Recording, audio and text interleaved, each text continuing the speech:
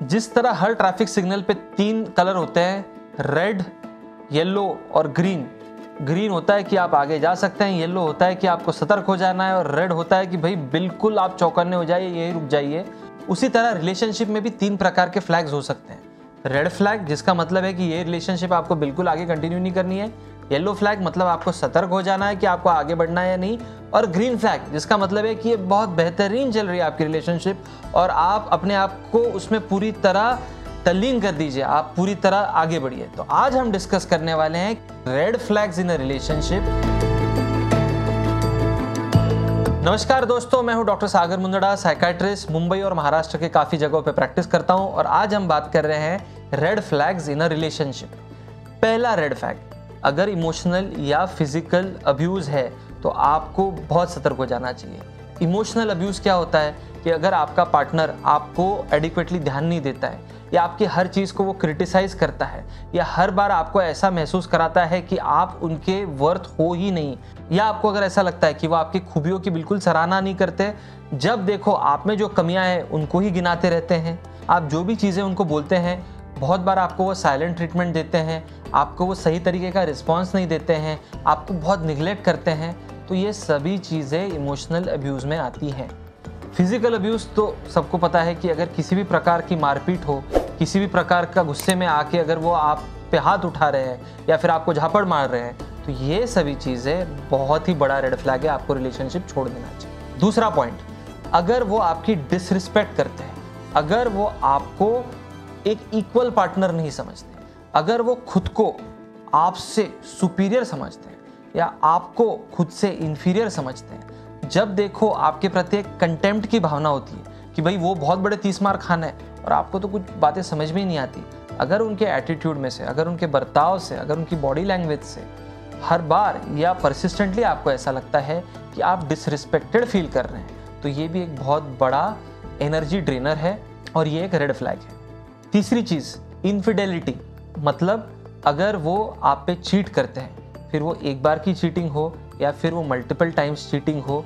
कभी भी अगर चीटिंग हो रही है तो ये एक बहुत गड़बड़ वाला इशू है। अभी चीटिंग की डेफिनेशन हर कपल के लिए अलग हो सकती है। जो भी आप दोनों के बीच में एक एस्टैब्लिश बाउंड्री है कि जो भी आप दोनों ने बोला है कि इस मर्यादा का हम उल्लंघन नहीं करेंगे, अगर ये मर्यादा का उल्लंघन करते हैं तो उसे हम चीटिंग कहेंगे, वो उल्लंघन अगर वो करते हैं तो फिर उसे इनफिडेलिटी कहेंगे। क्या क्या मर्यादा हो सकती है? कोई कपल में मर्यादा हो सकती है कि भाई आप किसी दूसरे के साथ सो नहीं सकते, और एक मर्यादा हो सकती है कि भाई आप दिन भर जाके पोर्नोग्राफी देख नहीं सकते, आप इंस्टाग्राम पे जाके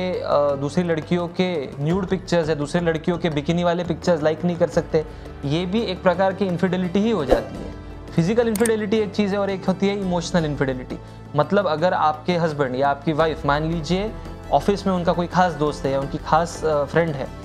दिन भर उसी के साथ इन्वॉल्व है, घर पे जब आ रहे हैं उनसे ही बात कर रहे हैं, जब ऑफिस जा रहे हैं उनसे ही बात कर रहे हैं, आपको इमोशनल अवेलेबिलिटी है ही नहीं उनकी और वो पूरी तरह इमोशनली इन्वेस्ट हो गए दूसरे किसी व्यक्ति में, तो वो भी एक प्रकार की चीटिंग ही है। तो फिजिकल चीटिंग हो या इमोशनल चीटिंग हो, ये एक बहुत बड़ी खतरे की घंटी है। चौथा मुद्दा, एक्सप्लोजिव टेम्पर। एक्सप्लोजिव टेम्पर मतलब मूड नॉर्मल है, नॉर्मल है, नॉर्मल है, नॉर्मल है और एकदम से उनको गुस्सा आता है कोई छोटी सी चीज़ से या कोई भी ट्रिगर पॉइंट से। अगर ऐसा है तो उसका मतलब ये होता है कि उनका अपने मूड पे, उनका अपने इमोशंस पे नियंत्रण नहीं है और भले ही वो जानबूझ के ये सब नहीं कर रहे हैं, भले ही उनको शायद कोई साइकोलॉजिकल प्रॉब्लम है, बट एज अ पार्टनर ये एक बहुत डिज़ायरेबल क्वालिटी नहीं है। तो अगर उनका बहुत मूड अनस्टेबल है, बहुत उनको जल्दी गुस्सा आता है, एंगर आउटबर्स्ट होते हैं, तो आपको एज अ फ्रेंड ये कर सकते हैं आप कि आप उनको ट्रीटमेंट करवाइए, आप उनको थेरेपी में भेजिए, आप उनको साइकेट्रिस्ट के पास लेके जाइए। बट अगर वो ये करने को तैयार नहीं है या फिर ये कर भी रहे हैं बट उनमें इंप्रूवमेंट नहीं आ रहा है, तो आपको इसे खतरे की घंटी की तरह ही देखना होगा। पांचवा मुद्दा, अगर आपका पार्टनर आपको कंट्रोल या कोएर्शन करता है, इसका मतलब क्या है कि वो डिसाइड करते हैं कि आप किस तरह के कपड़े पहनेंगे। मान लीजिए आपके हस्बैंड बाकी मामलों में बहुत अच्छे हैं, लेकिन आप जब बाहर जाती हैं तो आप सिंगल पीस नहीं पहनेंगी, ये उनका बोलना है। एक सर्टन प्रकार की वेशभूषा ही आप पहनेंगी, ऐसा उनका बोलना है। अगर वो आप किस तरह का खाना खा रहे हैं इस पर भी कंट्रोल करना चाहते हैं कि मान लीजिए